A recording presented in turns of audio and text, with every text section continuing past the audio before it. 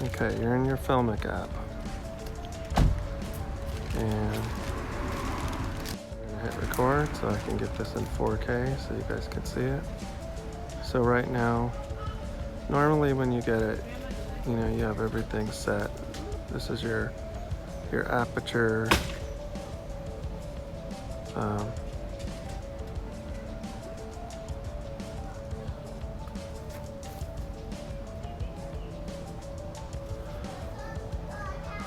Okay, so you could bring your aperture down on the left side here, bring it real dark or whatever. But your normal focus is going to be kind of in the middle to get everything, so everything's clear.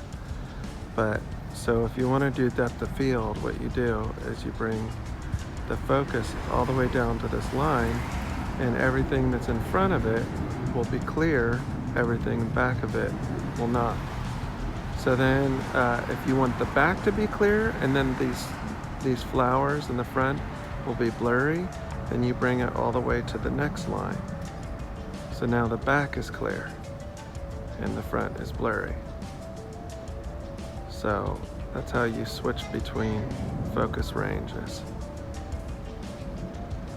Anyway, this is my tutorial on how to do depth of field cinematic.